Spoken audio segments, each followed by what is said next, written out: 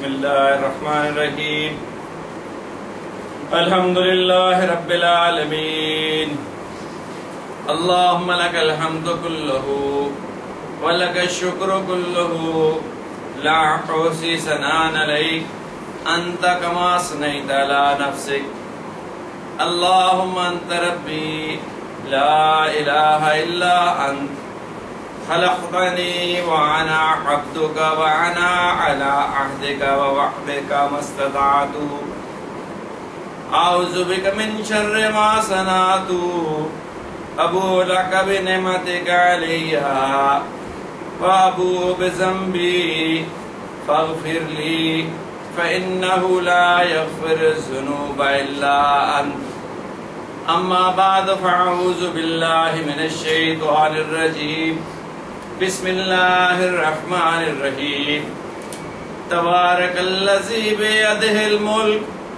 وہو علی کل شیء قدیر الذی خلق الموت والحیاة لیبلوکم ایکم احسن عملا وہو العزیز الغفور الذی خلق سبع سماوات طباقا ما ترى في خلق الرحمن من تفاوت فارجع البصر هل ترى من فطور ثم ارجع البصر كرتين ينقلب إليك البصر خاسئا وهو حسير ولقد زينا السماء الدنيا بمصابيح وجعلناها رجوما للشياطين وأعتدنا لهم عذاب السعير وللذين كفروا بربهم عذاب جهنم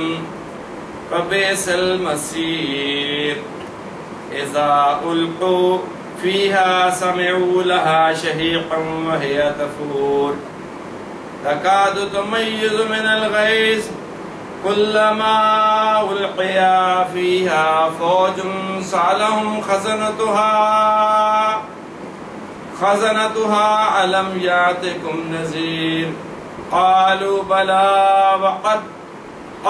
بلى قد جاءنا نذير فكذبنا وقلنا ما نزل الله من شيء إن أنتم إلا في ضلال كبير وقالوا لو كنا نسمع أو نعقل ما كنا في أصحاب السعير فاعترفوا بذنبهم فسحقا لأصحاب السعير إن الذين يخشون ربهم بالغيب لهم مغفرة وأجر كبير وأسروا قولكم وابجهروا به إنه عليم بذات الصدور ألا يعلم من خلق هو اللطيف الخبير.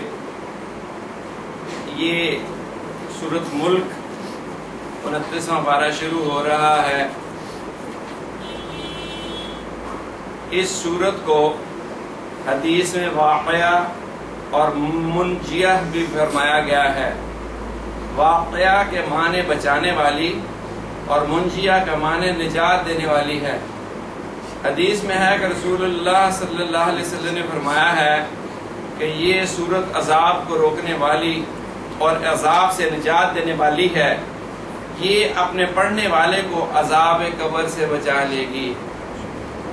اور حضرت ابن عباس رضی اللہ تعالی عنہ فرمایا ہے سے روایت ہے کہ رسول کریم صلی اللہ علیہ وسلم نے فرمایا کہ میرا دل چاہتا ہے کہ سورۃ ملک ہر مومن کے دل میں ہو، یعنی اس کو یاد ہو.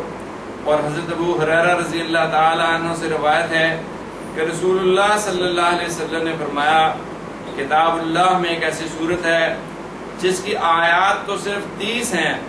قیامت کے روز یہ ایک شخص کی سفارش کرے گی یہاں تک اس کو جہنم سے نکال کے جنت میں داخل کر دے گی، اور وہ سورت تبارک الذی ہے. وہ جو ابھی چند دن ہوئے ہم نے قبر کے احوال کے بارے میں وہ پڑھا تھا ایک خط، اس میں بھی سورۃ ملک کا بڑا تفصیلی ذکر تھا، اس لیے اس کو آج موضوع بنایا ہے. یہ ہر مومن کا معمول ہونا چاہیے، اور ہمارے ذکر کے ساتھیوں کا بالخصوص پہلے اہتمام سونے سے پہلے سورۃ ملک کو تلاوت کر لے۔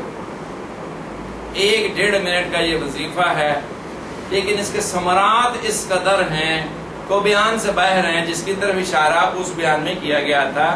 آخرت کے احوال کی ایک جھلک ابھی اس میں یوٹیوب پہ موجود ہے، جن لوگوں نے نہیں دیکھا اس کو ضرور دیکھیں ایک دفعہ، تاکہ پتہ چلے کہ کیا واقعات اور کیا حالات ہمارے اوپر آنے والے ہیں۔ اس وقت جس وقت قبر کے اندر بالکل اندھیرا ہوگا اور کوئی اس کی مدد اور رفاقت کے لیے نہیں ہوگا، اس وقت پتہ چلے گا کہ یہ 1-1.5 منٹ کا وظیفہ اور 1-1.5 منٹ کی یہ تلاوت کتنا بڑا نفع اس کو پہنچاتی ہے، اور قبر کے اندر ایسی روشنی اور ایسا نور اور ایسی برکت اور ایسی کار خیر ہوگی کہ آدمی اس کا تصور کرنے سے قاصر ہے۔ اور حدیث میں ایک جگہ اور آیا ہے کہ یہ اللہ تبارک و تعالیٰ سے جھگڑے گی تاں آ کے جو اس کو تلاوت کرنے والا تھا اس کو جنت میں لے کے چلی جائے گی۔ تو آپ اس سے اندازہ کریں کہ ہم لوگ کتنی زیادہ غفلت میں اس وقت، اگر ہر شخص اپنا گریبان جہاں کے دیکھے تو ہم کتنی زیادہ غفلت میں اور کتنا وقت ضائع کر رہے ہیں، اور 1-1.5 منٹ کے اندر یہ پوری سورۃ تلاوت کی جا سکتی ہے، اور اس کے ثمرات کیا ہے کہ آدمی کو تصور نہیں کر سکتا۔ ہم تو ابھی کمزور ہیں، ورنہ پہلے وقتوں میں بزرگ اہل اللہ مراقبہ موت کروایا کرتے تھے۔ تو مراقبہ موت کیا تھا کہ آنکھیں بند کرو اور تصور میں کرو کہ میں مر گیا، اب آگے کیا ہوگا کہ کپڑے اتار دیے جائیں گے، اور پھر کوئی اتارنے والا ہو تو کینچی سے بھی کاٹتے ہیں، اور اس کے اوپر ایک چادر ڈال کے پھٹے کے اوپر لٹکا دیا جائے گا، اور یہ بڑے چاؤ سے واش روم بنائے گئے، اس میں نہیں نہلانے دیتی عورتیں، کہ باہر ڈرتی ہیں کہ موت چمٹ جائے گی ہمیں، تو اپنے باتھ روم جو اندر بنے ان میں نہیں نہلانے دیتی عورتیں۔ یہ میں آپ کو تجربے سے بتا رہا ہوں۔ 2-2 کروڑ روپے کی کوٹھی کا مالک مرا اور اس کو لان میں نہلا دیا۔ میں کہتا رہ گیا کہ یار کچھ ادب ہوتا ہے، احترام ہے، چھت پہ کچھ سایہ ہونا چاہیے، کہ ٹینٹ لگا دو۔ نہیں عورتیں کہ نہیں ہمارا واش روم خراب ہو جائے، اور اس کو پھٹے کے اوپر لٹا دیا جاتا ہے، اور پانی سے مزدوری کے اوپر آدمی بلاتے ہیں، مؤذن کو مزدوری میں بلاتے ہیں، دے پے ہیں، خود نے نہ لانا چاہتا کوئی بھی۔ یہ اولاد جس کی خاطر کتنا جھوٹ بولتا ہے آدمی، یہ اولاد نہ گرمی دیکھتا ہے نہ سردی، یہ بیویاں جن کے لیے کیا کچھ تردد کرتا ہے، کوئی اس کے کام نہیں آ رہا اس وقت، اللہ ماشاء اللہ کوئی نیک اور صالح ہو تو ہو، ڈرتے ہیں لوگ، ہاتھ نہیں لگاتے مردے کو۔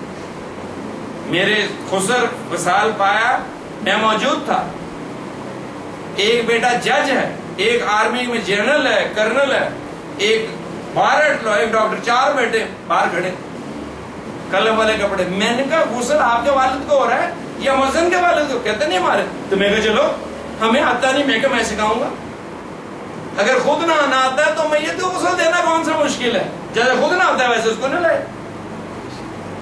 تو پھر انہوں نے لگے ساتھ، میں بھی لگا، اور مردے کو نہلانے کا بڑا ثواب ہے۔ اپنی موت کو دیکھیں نا، یہاں ہے، یہ ہے انجام، اور پھر اس کو بن سلے کپڑے میں لپیٹ دیا جائے گا، اور پھر اس کو اٹھا کے جلدی کرو جلدی، بلانے کا نہ جلدی کرو، جلدی جلدی جلدی چل کے، حکم بھی یہی ہے، اور قبر کے اندر ڈال کے اور مٹی اس کے اوپر ڈال کر چلو، اور پھر واپس آ کے سین دیکھنے والا ہوتا ہے۔ کسی رشتہ دار نے کھانے کا انتظام کیا ہوتا ہے، وہ جو 10 منٹ پہلے جو رونے کی ایکٹنگ کر رہے تھے، وہ پھر بوٹیاں گن رہے ہوتے ہیں کہ 2-4 لاؤ بھی، شوربہ ہی لا رہے ہو، کھانے کے اوپر بل پڑتے ہیں، اور وہ مردہ وہاں ہے اندھیرا گپ، اور فرشتے جو اگر زمین پہ کھڑا ہو تو اس کا سر آسمان پہ لگے، اور ایک بازو پھیلائے تو مشرق اور ایک بازو پھیلائے تو مغرب، حضرت عیسیٰ علیہ السلام نے کہا کہ ملک الموت میں آپ کو اپنی اصلی شکل میں دیکھنا چاہتا ہوں. ان کا آپ اللہ کے پیغمبر ہیں, آپ کو کیوں کہیں گے؟ ویسے ایک تجربے کے لیے تجسس ہے. انہوں نے جو آنکھیں کھولی تو ملک الموت اصل حالت میں حضرت عیسیٰ بے ہوش ہو گئے. جہاں پیغمبر کا یہ حال ہے وہاں میں اور آپ کس چیز میں 99.9% لوگوں کا پیشاب اور پخانہ مرتے ہوئے نکلتا ہے بیچ میں. ایک ڈاکٹر کی حیثیت سے میں آپ کو بتا رہا ہوں, ایسی بھیانک تصویر سامنے نظر آتی ہے, الا ماشاء اللہ, الا ماشاء اللہ. اور وہ کون ہے؟ اہل اللہ, اللہ والے جن کے دل میں اللہ کی محبت تھی, وہ جب مرنے لگتے ان کی شان اور ہوتی ہے. میں نے اپنی زندگی میں صرف ایک آدمی کو دیکھا, سید مومن شاہ صاحب, جن سے میرے بیعت تھی پہلی نقش بندی. تو ان کو ہارٹ اٹیک ہوا اور ہاسپٹل لے کے آئے, میں اسی ہاسپٹل میں تھا, بڑی کریٹیکل حالت تھی. تو جب ان کا آخری وقت آیا, ہارٹ بند ہو رہا ہے, تو ڈاکٹر کہے کہ پیشاب کی نالی ڈالو. میرا دل بیٹھ گیا, میں نے کہا یہ تو بڑے باحیا اللہ والے, تو اب یہ سب کے سامنے پیشاب. تو وہ نرس پھر کوئی انجیکشن لے, ادھر ایمرجنسی روم میں ریسوسیٹیشن. پھر وہ کیتھیٹر پاس نہیں کیا ادھر, پھر وہ بھاگ کے نرس لے آئی, بیڈ پہ رکھ دیا. میں کہا یا اللہ یہ کیا ہونے لگا. پھر کوئی انجیکشن لگا رہا ہے, کچھ کر رہا ہے. آخر میں نے دیکھا منہ میں تھوڑی سی جھاگ ہے, میں نے ٹیشو سے منہ کو صاف کیا, تو انہوں نے آنکھیں کھول کر کہا لا الہ الا اللہ, بڑی آڈیبلی میں نے سنا, اپنی آنکھوں سے کہا, اور پھر کہا محمد رسول اللہ, اور جان نکل. وہ کیتھیٹر وہیں کا وہیں, ہر چیز وہیں کے وہیں, کوئی بے پردگی نہیں ہوئی, اور اللہ کے فضل سے مسکراتے ہوئے. اور جیسے ہی جان نکلی اور لگے جیسے مسکرا رہے, ابھی بول پڑیں گے, ایسی خوبصورت شکل ہو گئی, نور آ گیا اور خوشبو, اور کیا مان. باقی کوئی آدمی آج تک ایسا نہیں ملا کہ جس نے کلمہ پڑھا ہو اور جس کا پیشاب پخانہ نہ نکلا. اتنا سخت وہ وقت ہے تو ہم بھولے ہوئے ہیں, اور ہم ایسی غفلت میں. تو یہ صورت ملک اگر آپ گھڑی دیکھ کے دیکھیں تو 1 منٹ میں پڑھی جا سکتی ہے, تو بہت سست ہو ہماری طرح 2 منٹ میں پڑھ لیں. یہ 2 منٹ کی بات آج صدیوں کا سفر طے کر دے گی, اور قبر میں ایسی روشنی کر دے گی جو ہم نے پڑھ کے سنایا. اس میں بار بار اس نے کہا کہ مان میری قبر میں روشنی آ گئی, اور میں حیران ہو جاتا تھا کہ یہ کیسی روشنی ہے. تو وہ سورۃ ملک کی روشنی. تو پاک ہے وہ ذات, تبارک الذی بیدہ الملک, برکت سے مشتق ہے. تبارک لفظ جو ہے وہ برکت سے ہے, جس کے معنی بڑھنے اور زیادہ ہونے کے ہیں. یعنی کوئی چیز ہے اس کے اندر اللہ نے ایک خاصیت رکھی ہے, اور وہ خاصیت اگر لامحدود ہو جائے تو وہ برکت ہے. مثلا 1 گلاس پانی ہے, گرمی کے موسم میں وہ 1 آدمی کی پیاس بجھا دے گا. اگر اس 1 گلاس پانی میں پیاس بجھانے کی خاصیت بہت بڑھا دی جائے گا, وہ 50 آدمیوں کی پیاس بجھا دے, تو وہ برکت ہے. ہم جب اللہ اور اس کے رسول سے دور ہو گئے تو ان باتوں کے معنی اور مفہوم بھی ہمیں بھول گئے, اور ہمیں پتہ ہی نہیں کہ حلال کی رزق کے اندر اللہ نے برکت رکھی ہے. انکم تو ویزیبلی تھوڑی ہوگی, لیکن کاغذوں میں تو تھوڑی ہوگی, بینک میں صفر کم پڑے ہوں گے, لیکن وہ قدر کفایت ہوگی, اس کی ضروریات پوری کر دے گی, اور عزت اور وقار کے اندر اضافہ کرے گی, اور سکون اور راحت کے اندر اضافہ کرے گی. اور جو حرام مال ہے اس میں سے برکت نکل جاتی ہے, اللہ کی ناراضگی آ جاتی ہے, اور اس کے فگر تو زیادہ ہوں گے اور اس کی مقدار تو زیادہ نظر آئے گی, لیکن ضروریات کو پورا نہیں کرنے والی ہوگی. کھاتا جائے گا, بھوک نہیں ختم ہوگی, آنکھوں میں ندیدہ بن رہے گا, اور کپڑوں سے الماریاں بھری پڑی ہیں, لیکن حرص اور حواس زیادہ ہوگی, اور آ جائے. تو یہ ہے برکت کے معنی. لیکن جب یہ اللہ جل شانہ کے لیے بولا جائے تو اس کا معنی سب سے بالا اور اونچا اور عالی شان, جیسے اللہ اکبر, اللہ تبارک و تعالیٰ ہی بڑا ہے اور اس کے سامنے کوئی چیز ہی نہیں ہے. اللہ اکبر کا یہ معنی نہیں کہ اللہ بڑا ہے, بڑے کے مقابلے میں تو چھوٹا آتا ہے. نہیں، اللہ اکبر کا معنی یہ ہے کہ اللہ ہی بڑا ہے اور کوئی بڑا نہیں ہو سکتا، باقی اس کے سامنے سب ہیچ ہے. بیدہ الملک، اس کے ہاتھ میں، اللہ جل شانہ کے ہاتھ میں ساری بادشاہتوں کی کنجیاں ہیں. اللہ تبارک و تعالی جسم اور اعضاء سے بالا و برتر ہے، اس لیے یہ لفظ متشابہات میں سے ہے جس کے حق ہونے پر ایمان لانا واجب ہے، اور اس کی کیفیت و حقیقت کسی کو معلوم نہیں ہو سکتی. اس کے درپے ہونا درست نہیں کہ اللہ کا ہاتھ کیسا ہوگا، اللہ کی پنڈلی کیسی ہوگی. یہ سمجھانے کے لیے متشابہات ہیں. بس ہمارے یقین ہونا چاہیے جیسے اللہ نے فرمایا ایسا ہی ہے، لیکن کیسا ہے ہمیں نہیں پتا. اور ملک سے مراد آسمانوں اور زمینوں کی اور دنیا اور آخرت کی سب حکومتیں ہیں. اس آیت میں حق تعالیٰ جل شانہ کی 4 صفات کا دعویٰ ہے. اول اس کا موجود ہونا، دوسرے انتہا درجے کی صفات کمال کا مالک اور سب سے بالا و برتر، تیسرے آسمان اور زمین پر اس کی حکومت کا ہونا، اور چوتھے ہر چیز پر اس کا قادر ہونا. اگلی آیت میں اس کی اس دعوے کی دلیل ہے جو اللہ تعالیٰ کی مخلوقات ہیں اور غور و فکر کرنے سے واضح ہوتے ہیں. فرمایا الذی خلق الموت والحیات لیبلوکم ایکم احسن عملا، کہ اللہ نے زندگی، موت اور زندگی کو، جس نے بنایا مرنا اور جینا، موت اور حیات، تاکہ تم کو جانچے کون تم میں سے اچھا کرتا ہے کام، وہ زبردست بخشنے والا ہے. دنیا کے نظام میں سب سے اچنبھے والی چیز موت ہے. اس کا ذکر پہلے کیا، پیدائش سے پہلے بھی موت تھی اور زندگی کا وقت گزار کے بھی موت ہے. تو موت در حقیقت ایک حقیقت ہے، یہ عدم نہیں ہے جیسا فلاسفر اور کہتے ہیں کہ جی مر گئے تو ختم ہوئے اور مٹی میں مٹی مل گئی. نہیں، ہمارا عقیدہ یہ ہے کہ موت ایک طرز زندگی سے دوسرے طرز زندگی میں چلے جانے کا نام ہے. اس طرز زندگی میں روح اور جسم اکٹھا رہتے ہیں.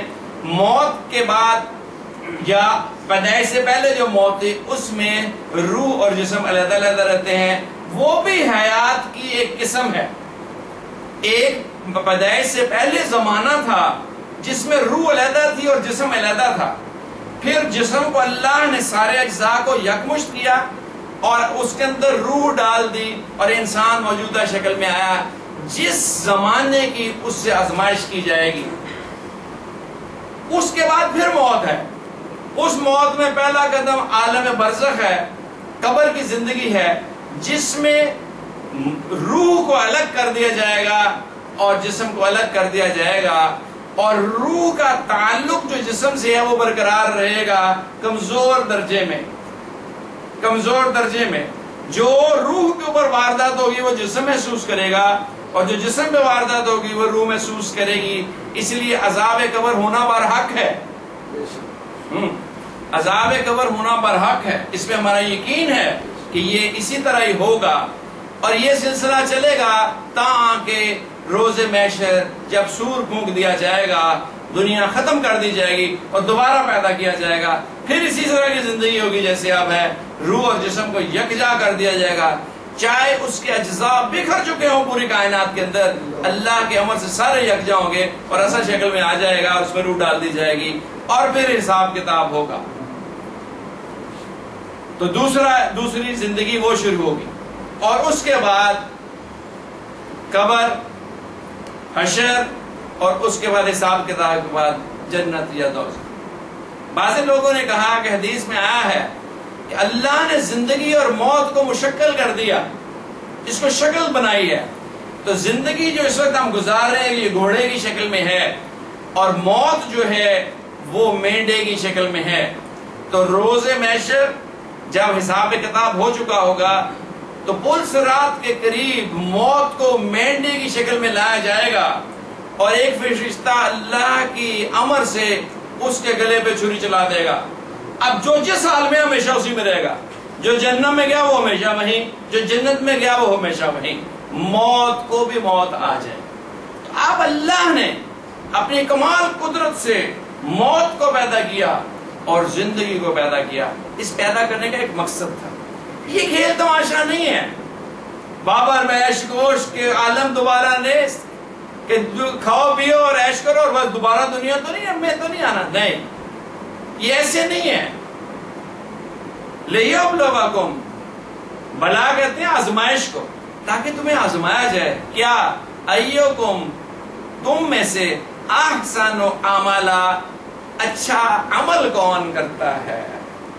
احسن عملا، اچھا عمل کون کرتا ہے؟ احسن عملا کا حضرت ابن عمر، عبداللہ ابن عمر رضی اللہ تعالیٰ عنہ نے فرمایا، نبی کریم صلی اللہ علیہ وسلم نے یہ آیت تلاوت فرمائی یہاں تک کہ احسن عملا تک پہنچے تو فرمایا کہ احسن عملا وہ شخص ہے جو اللہ کی حرام کی ہوئی چیزوں سے سب سے زیادہ پرہیز کرنے والا ہو اور اللہ کی اطاعت میں ہر وقت مستعد اور تیار ہو۔ دو چیزیں ہوں گی، ایک یہ ہے کہ وہ حرام اللہ نے جو کلیئرلی بتا دی واضح طور پہ، سود حرام ہے، جھوٹ حرام ہے، رشوت حرام ہے، منافع خوری حرام ہے، ایذاء مسلمان کو، یہ واضح ہیں۔ بعضی چیزیں ایسی ہیں جو تذبذب میں ڈالتی ہیں، درمیانے درجے کی ہیں، ان سے بھی بچے، واضح حرام سے بھی بچے اور متشابہات سے بھی بچے، یہ تقویٰ ہے۔ اور اللہ کی اطاعت اور فرما برداری کے لیے ہر وقت کمر بستہ، مستعد اور تیار اور بالکل چاق و چوبند رہے، جیسے صحابہ کرام سمعنا واطعنا، سنا اور اطاعت۔ ہاں، میں نے بار ہی آپ کو واقعہ سنایا ہوگا، حضور صلی اللہ علیہ وسلم ممبر مبارک پہ تشریف فرما ہوئے، ایک آدمی سامنے کھڑا ہو گیا، اس کا نام عبداللہ تھا۔ آپ نے کہا بھائی عبداللہ بیٹھ جاؤ، وہ عبداللہ بیٹھ گیا۔ ایک عبداللہ گلی میں تھے، ایک عبداللہ مسجد کے باہر تھے، وہ عبداللہ دونوں بھی وہیں بیٹھ گئے۔ یہ نہیں پوچھا کیوں جی، منو کیا کنو کیا، ادھر تک جو ہماری عادتیں ہیں۔ جب آپ تشریف لے کے چلے باہر تو وہ باہر بیٹھے جوتیوں کے پاس، آپ یہاں کیوں بیٹھے؟ حضرت آپ نے فرمایا تھا عبداللہ بیٹھ جاؤ۔ آپ نے فرمایا آپ کو تو نہیں کہا، وہ تو کسی اور کو کہا تھا۔ کہنے لگے اچھا جی، مجھے تو عبداللہ ہی سنا تھا۔ اٹھ گئے، آگے گئے تو گلی دوسری مکان کے پیچھے ایک اور بیٹھے، آپ عبداللہ کیوں بیٹھے؟ جی حضرت آپ نے فرمایا تھا عبداللہ بیٹھ جاؤ۔ انہوں نے کہا نہیں، آپ کو نہیں کسی اور کو کہا تھا۔ تو وہ کہنے لگے اگر آپ نہ اٹھاتے تو قیامت تک عبداللہ یہیں بیٹھا رہتا۔ یہ ہے عطا جو صحابہ نے کر کے دکھا دی کہ یہ ایسے نہیں ہے، مفروضے نہیں ہے، فوراً اطاعت کے لیے مستعد تھے۔ شراب کی حرمت کا جب حکم آیا تو ایک آدمی کہتے ہیں کہ میں ایک مجلس میں تھا، عرب بہت شراب پیتے تھے، تو مدینہ طیبہ میں مجلس تھی اور وہ خوب ساز و سامان تیار تھا اور بہت عمدہ، تو ایک منادی نے کچھ شور کیا اور کہا لوگوں غور سے سنو، اللہ کے نبی پر ایک تازہ وحی آئی ہے۔ سارے الرٹ ہو گئے، کیا؟ شراب حرام ہو گئی۔ تو وہ کہنے لگے خدا کی قسم، جس کے منہ میں تھا نا اس نے گلے سے نیچے نہیں اتارا، کلی کر دی اور برتنوں سمیت سب نے پھینک دیا۔ مدینے کی گلیوں کے اندر شراب بہ رہی تھی، کسی نے دیکھا تھا کہ نہیں مڑ کے کہ یہ کیا ہوا۔ یہ ہے آسن عمل کہ حرام سے بچ جائے اور بڑی شد و مد سے بچے، جیسے سانپ سے بچتا ہے، جیسے بے روزگاری سے بچتا ہے، جیسے بیماری سے بچتا ہے۔ ڈاکٹر کہہ دیتا ہے تو یہ شوگر ہے، اس کو نہیں پتا کیا شوگر ہے، کیا چیز ہے۔ میٹھا نہ کھانا، مر جاتا میٹھا نہیں کھاتا کیونکہ زندہ رہنا چاہتا ہے۔ ڈاکٹر کی بات کو کیسا مانتے ہیں؟ ڈاکٹر کہتا ہے نمک نہ کھاؤ، بالکل اس آپوزٹ ٹھیکا کہتے ہیں۔ میں کہتا ہوں قرآن کا تو نہیں نا حکم، کبھی کبھی کھا بھی لو، نمک کی کمی ہو جائے گی۔ میں گیا کراچی ایک سفر میں، تو ایک آدمی تھے ان کو ہارٹ کی پرابلم ہو گئی، ان سے کہا آپ سادی غذا کھائیں. وہ اتنی سادی غذا کھا رہے کہ ہر روز 1 کلو گرام وزن کم ہو رہا. میں نے پہچانا نہیں, پینٹ اتنی کھلی کوٹ. میں کہا آپ کو کیا ہوا؟ کہتے ہارٹ اٹیک ہو گیا. میں کہ نہیں ہارٹ اٹیک نہیں تو کینسر لگتا ہے, اتنا وزن کیسے کم ہو گیا؟ کہنے لگے نہیں میں کچھ کھا ہی نہیں رہا, 1.5 مہینہ ہو گیا, بس پانی پی لیا, سوپ اور ابلی ہوئی سبزیاں. میں کہ اللہ کے بندے, ہارٹ سے نہیں مرے گا, فاقے سے مر جائے گا, کچھ تو کھاؤ. اس طرح آدمی احتیاط کرتا ہے. کیوں؟ کیونکہ زندہ رہنا چاہتا ہے, زندگی سے محبت ہے. جب اللہ سے محبت ہوگی تو ایسے ہی حرام سے بچے گا, اللہ کی نافرمانی سے بچے گا, اور ڈرے گا کہ یار غلطی نہ ہو جائے. نماز پڑھے گا اور روئے گا, اطاعت و فرمانبرداری کرے گا اور روئے گا, اور جو اللہ کا قرب حاصل کرے گا تو پریشان ہوتا چلا جائے گا اور جھک جائے گا اور عجز اور انکساری پیدا کرے. یہ ہے آزمائش. زندگی اور موت ایک تماشا نہیں ہے, یہ آزمائش ہے. اس میں سے ہر آدمی کو گزرنا ہے, اور اپنے ارد گرد دیکھتا رہے اور وقت کو قیمتی بناتا رہے, اور درود شریف کی کثرت کرے اور کلمہ طیبہ کی کثرت کرے. ایک لمحہ بھی اگر گزر گیا, اہل اللہ کہتے ہیں جو دم غافل وہ دم کافر. جو اللہ سے غفلت میں وقت گزر گیا وہ تباہی ہی ہے, وہ تباہی ہے. ہر وقت حریص ہو اپنے وقت کو, اور اللہ سے دعا کر, اے اللہ ہمارے اوقات کو ضائع ہونے سے بچا. باتیں نہ کرے, گفتگو نہ کرے. حضرت ابوبکر صدیق رضی اللہ تعالیٰ عنہ کا قول ہے کہ جس شخص کو خاموش رہنے کی عادت اور تنہائی پسند ہو اس کی صحبت اختیار کرو, اس کو حکمت عطا کی گئی. خاموش, زبان چپ رہے, زیادہ باتیں نہیں کرے, اور علیحدگی پسند ہو, اللہ کے ساتھ باتیں کرنے کا شوق ہو. اور اللہ کے ساتھ کیا باتیں کرنا؟ اللہ کی تعریف کرنے. سبحانک اللہم و بحمدک وتبارک اسمک وتعالی جدک وجل ثناؤک ولا الہ غیرک سبحان اللہ والحمد للہ ولا الہ الا اللہ واللہ اکبر ولا حول ولا قوت الا باللہ العلی العظیم. تیسرا کلمہ ایک دفعہ پڑھتا ہے, ایک دفعہ پڑھتا ہے, ایک درخت جنت میں لگا دیا جاتا ہے. ایک عربی گھوڑا اس کے سائے میں بھاگے, واپس اس جگہ پہنچتے پہنچتے بوڑھا ہو جائے. مغرب کی نماز کے بعد 100 دفعہ پڑھ لے سبحان اللہ و بحمدہ سبحان اللہ العظیم. بس سبحان اللہ و بحمدہ سبحان اللہ العظیم. حدیث کا مفہوم ہے کہ کوئی آدمی اس سے آگے اس دن کے اعمال میں نہیں جا سکتا بجوس اس کے جس نے یہ پڑھا ہو. فجر کے بعد اور مغرب کے بعد 100 دفعہ پڑھے. کتنی دیر لگے گی؟ 2 منٹ. ہم یہاں سے ہاسپٹل جاتے تھے, یہ لڑکا میرے ساتھ ہر روز میں سے کہتا تھا یہ پڑھ لے, یہ وقت دوبارہ نہیں آنا. گاڑی میں بیٹھے منہ سے باتیں کیجیے گا فضول. میں کہے اور بول لو پڑھو, یہ دیکھو میں پڑھ رہا ہوں, 100 دفعہ ہم نے وہاں تک پڑھ لینی. تو اللہ کی دی توفیق سے کیا کچھ آدمی کر سکتا ہے. سبحان اللہ. اور یہ کیا ہے؟ یہ حدیث بخاری شریف کی آخری حدیث ہے. کلمتان عزیزتان علی الرحمن خفیفتان علی اللسان ثقیلتان علی المیزان سبحان اللہ و بحمدہ سبحان اللہ العظیم. 2 کلمہ ہیں, کلمتان 2 کلمے ہیں, اللہ کو بہت پسند ہیں, زبان پہ بہت ہلکے ہیں اور میزان میں بہت بھاری ہیں. سبحان اللہ و بحمدہ سبحان اللہ العظیم. کیا بات ہے. اللہ تو اتنی رحم والے ہیں اور اتنا کچھ دینا چاہتے ہیں. ہم نے قسم کھائی ہم نے لینا ہی کچھ نہیں. وقت اپنا ضائع کیے, ٹی وی دیکھ رہے ہیں, ڈرامے دیکھ رہے ہیں, گانے سن رہے ہیں, انا للہ و انا الیہ راجعون. گاڑی چلا رہے, کان میں ٹوٹنی لگائی ہوئی ہے, اس سے میوزک سن رہے ہیں. میوزک ہلاکت کا دوسرا نام ہے. یہ دل کے لیے اتنا نقصان دہ ہے کہ زہر جو ہے اتنا نقصان دہ نہیں ہے کسی چیز کے لیے. یہ دل کے حیات کو موت میں تبدیل کر دیتا ہے, اور نفاق دل میں ایسے اگتا ہے جیسے بارش کے بعد پودے اگتے ہیں. تو یہ میوزک ہلاک کر دیا.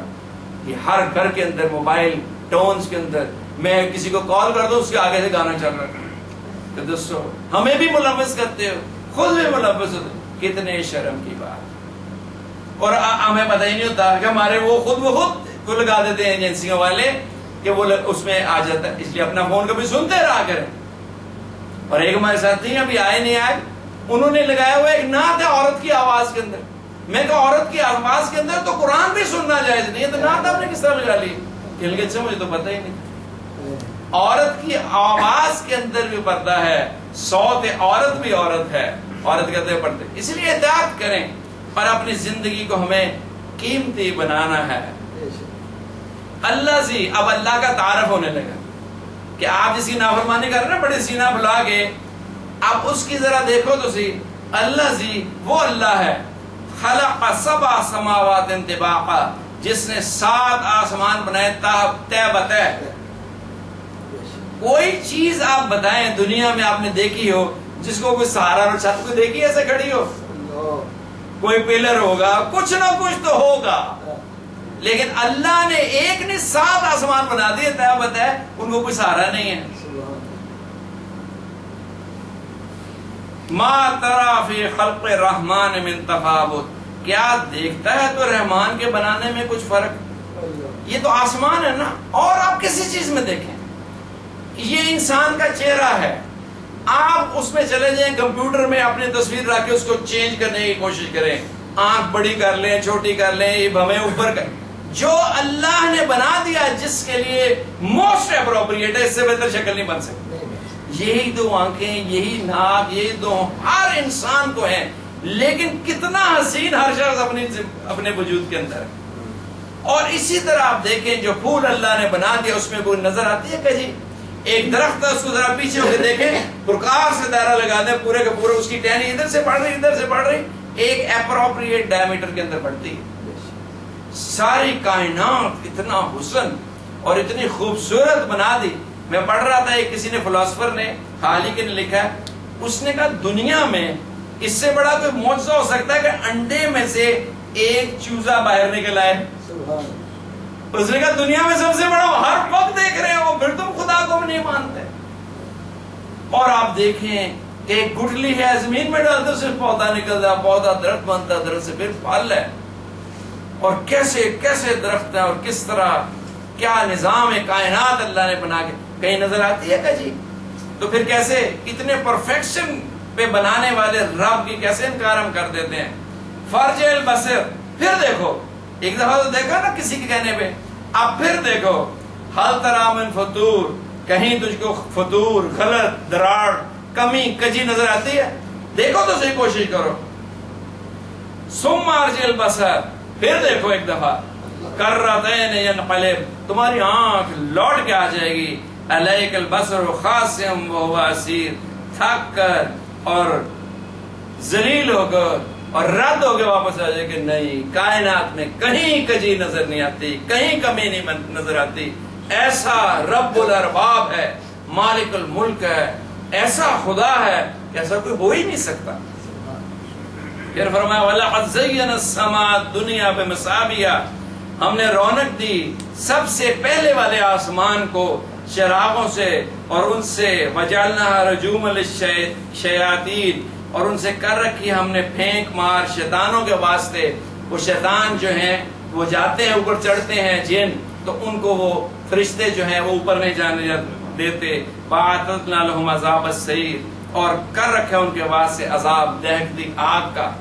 اب آپ 1 منٹ کے لیے غور کریں کہ آپ ایک دیہات میں ہیں، جنگل میں، صحرا میں ہیں، جنگل میں ہیں، اور رات ہے اور چاند بھی نہیں ہے، یا سمندر میں کسی شپ میں ہے، تو یہ ستارے نہ ہوں تو آدمی سیاہ رات کی دہشت سے ہلاک ہو جائے۔ یہ اللہ نے اس کا دل لگانے کے لیے آسمان دنیا کے اوپر ستارے بھی بنا دیے تاکہ گھبرا نہ جائے، اور ایک کائنات اس کو لگتا ہے کہ زندگی ہے، روشنی ہے، میرے ساتھ کوئی، میں تنہا نہیں ہوں، نہیں تو تنہائی کے ڈر سے شپ کے اندر آدمی مر جائے۔ یہ اللہ کا کرم ہے، اور انسانوں کے اوپر رحم فرمایا، دنیا کو عزت بخشی، دنیا کو حسن بخشا، انسان کا دل لگانے کے لیے۔ ساری کائنات کا نظام انسان کے لیے بنایا، اس کو اشرف المخلوقات بنایا، اور خلیفۃ اللہ فی الارض بنایا، اپنا نائب بنا کے دنیا میں بھیجا. لیکن یہ دیکھ لیں کیا کر رہا ہے. وَلِلَّذِينَ كَفَرُوا بِرَبِّهِمْ عَذَابُ جَهَنَّمَ. اور جو لوگ منکر ہوئے یہ سب دیکھتے ہوئے جو میں بیان کر رہا ہوں، جو قرآن بیان کر رہا ہے، سب وہ بھی ان کو بھی پتہ نظر آ رہا ہے، پھر بھی منکر جب ہو جاتے ہیں اپنے رب سے تو ان کے لیے پھر زبردست عذاب ہے جہنم کا، اور وہ بہت بری جگہ ہے رہنے کی. وَبِئْسَ الْمَصِيرُ. بہت برا ٹھکانہ ہے. اِذَا أُلْقُوا. جب اس میں ڈالے جائیں گے، فِيهَا سَامِعُوا.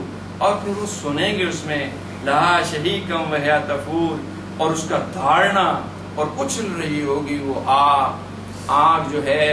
یہ جہنم کو حدیث میں آتا ہے مشکل کیا ہے گائے کی شکل میں 70,000 فرشتے اس کی رسیاں اور لگامیں پکڑے ہوئے ہیں، اور اپنے جوش اور غصے میں اور بھوک کی وجہ سے کوئی جانور، کوئی ذی روح بھوک کی وجہ سے اپنا جسم خود نہیں کھا جاتا. تو وہ جہنم کہتی ہے کہ بھوک کی وجہ سے میں خود اپنی آنتڑیاں کھا گئی، اور میرے اندر آگ اور وہ جو الاؤ ہے وہ اتنا بھیانک ہے کہ مجھے خود زخمی کر رہا ہے. اس لیے جلدی ڈالو میرے اندر انسانوں کو. اور اس کا جو ایندھن ہے وہ پتھر ہیں اور درخت ہیں اور انسان ہیں. اور جہنم میں ایک تو عذاب ہوگا نا آگ کا جلنے کا، ایک جو اس کی خوفناک آواز ہے، اور ایک اس کا دھاڑنا ہے، اور ایک غصے سے اس کا لبکنا ہے. یہ ایک علیحدہ درجے کا عذاب ہے. تکاد تمیز من الغیظ. ایسا لگتا ہے پھٹ پڑے گی جوش کے ساتھ، فرشتوں سے اس کی لگامیں چھوٹ جائیں گی اور وہ سب کچھ ہڑپ کر جائے گی. اور یہ جو سورج ہے یہ اس آنکھ کا ایک انگارہ ہے جس کو 70 دفعہ بجھایا گیا اللہ کی رحمت سے. پھر یہ دیکھ لیں کہ آشر کر رہا ہے. کلما القیا فیہا فوج. وہ جب اتنی بھیانک چیز جس کو بیان کر دیا گیا، یہ سن کے اور سوچ کے تو اس طرف کو رخ نہ کرے، تو پھر جب اس میں وہ ڈالے جائیں گے تو اس میں ایک گروہ ان میں سے پوچھے گا ان دوزخ والوں میں سے، یا تو وہ دوزخ کا فرشتہ یا جو ان سے پہلے وہاں ڈالے گئے ہوں گے، سالم خزنتها. دروغہ پوچھے گا، الم یاتکم نذیر. تمہیں کوئی ڈرانے والا نہیں آیا تھا؟ تمہیں کسی نے بتایا نہیں کہ یہ اتنی بڑی جگہ ہے اور تم اس سے بچے نہیں، اور تم نے اللہ کو پہچانا نہیں، تم پھل نہیں کھاتے تھے، تمہارے گھر اولاد پیدا نہیں ہوتی تھی، تم صبح کا سورج کا طلوع ہونا اور شام کو غروب ہونا نہیں دیکھتے تھے، تم نے اللہ کو پہچانا ہی نہیں، کس قسم کے تم لوگ ہو. قالو. تو یہ کفار کہیں گے بھلا قد جانا نذیر. ہاں ہمارے پاس پہنچا تھا ڈرانے والا، آیا تھا. پھر کیا ہوا؟ فکذبنا. ہم نے اس کو جھٹلا دیا. یہ بات ہو رہی ہے کافروں کی، لیکن اس پہ غور کریں، ہمارا اپنا بھی دل سے یہی کہا. جب انسان کوئی اللہ کی نافرمانی کر رہا ہے تو وہ کیا کر رہا ہے؟ اللہ کی تکذیب کر رہا ہے اپنے زبان حال سے. زبان سے تو کچھ نہیں کہتا. جب وہ کوئی اور معاشرت پسند کرتا ہے، حضور صلی اللہ علیہ وسلم کی معاشرت نہیں پسند کرتا، تو وہ کیا کہہ رہا ہے زبان حال سے؟ یہی کہہ رہا ہے کہ میں نہیں مانتا، مجھے یہ شکل اللہ کے محبوب کی اچھی نہیں لگتی. ہم کہتے ہیں نا وہاں درس کے لیے وہ فیصل صاحب کے ہاں، تو وہاں ایک پیر ہے کہتا نعت نہیں پڑھ رہے. میں کہو نعت ہی تو پڑھتے ہیں، ہم نعت ہی تو پڑھ رہے ہیں، اور کیا کر رہے ہیں؟ کہتا میں آپ کو نعت سناؤں گا. میں کہ داڑھی رکھ پھر سنوں گا. میں کہ جس کو اللہ کے محبوب کی شکل پسند نہیں وہ کیسی نعت پڑھے گا؟ ہم تو نعت ہی پڑھ رہے ہیں. یہ قرآن سارا نعت ہے، یہ قرآن سارا نعت. حضور صلی اللہ علیہ وسلم کی تو باتیں ہیں، حضور صلی اللہ علیہ وسلم کا تو ذکر ہے. تو اب علیحدہ سے نعت پڑھیں تو پھر شکل بناؤ جیسے. یہ جھوٹی نعتیں میں نہیں سن سکتا، مجھے ان کا باز ہو جاتا. چپ ہو گیا. اس دن کے بعد نہ نعت اس نے پڑھی نہ ہم نے سنی. میں کہ باتیں کرنی تو بڑی آسان ہے نا. تو وہ کہیں گے کہ ہاں آیا تھا ہمیں ڈرانے والا، فکذبنا. ہم نے اس کو جھٹلایا تھا. فکذبنا.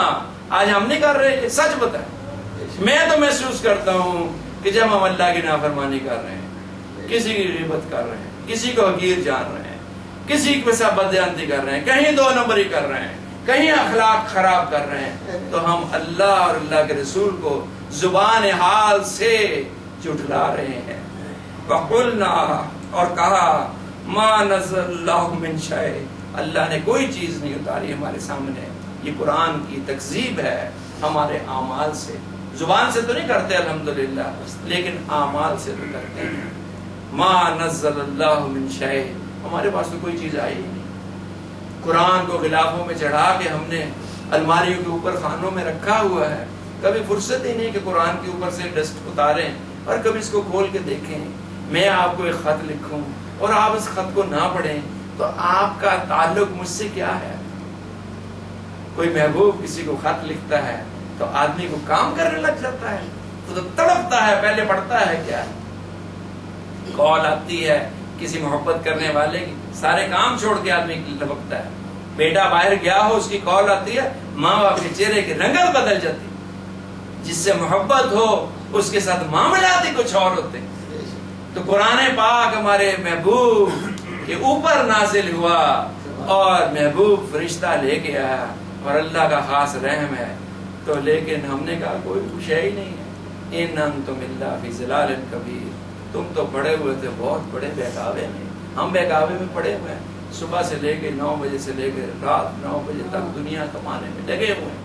اور اللہ نے کہہ دیا دنیا کو مقدر سے وابستہ کیا ہے, میں تم سے رزق نہیں مانگتا, نحنو نرزقکم میں تمہیں رزق دوں گا.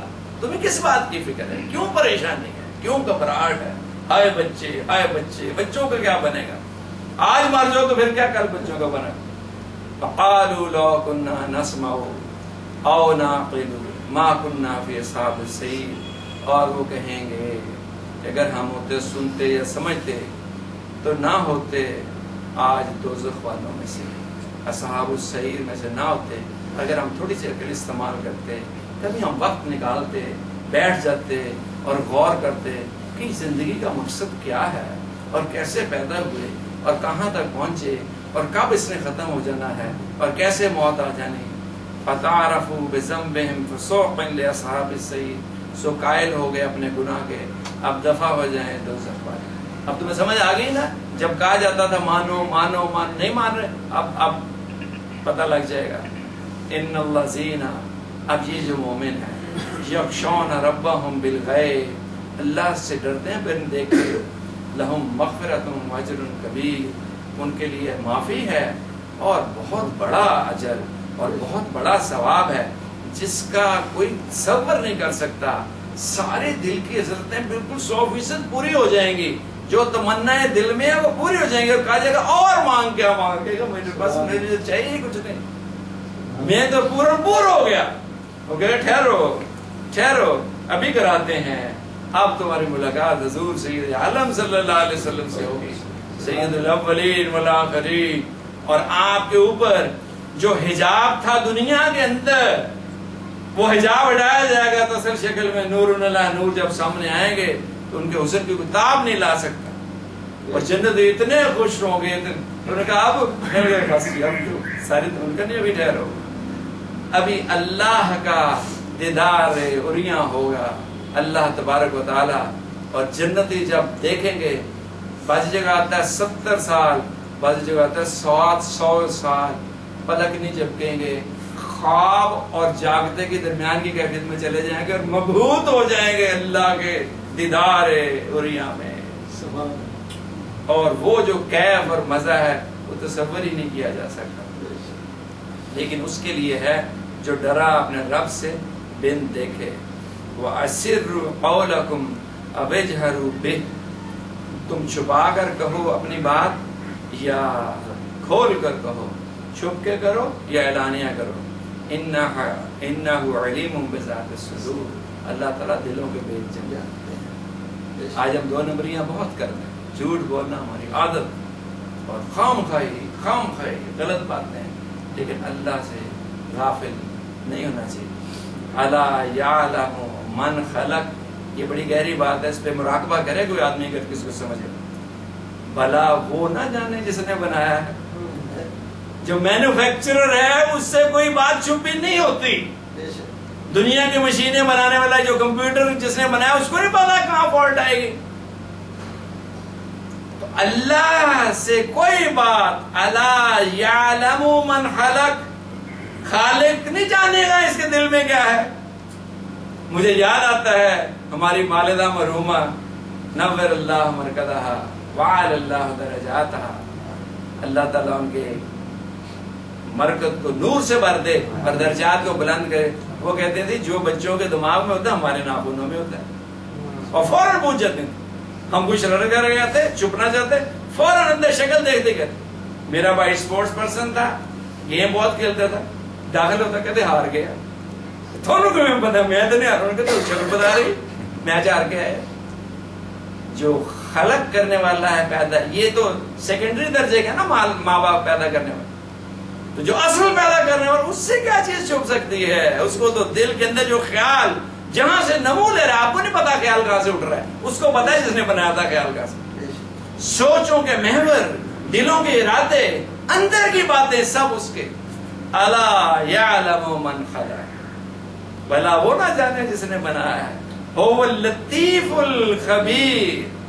لطیف کو کہتے ہیں بہت باریک بین، بہت باریک بین، بھید جاننے والا ہے اور بہت اچھی طرح خبردار ہے.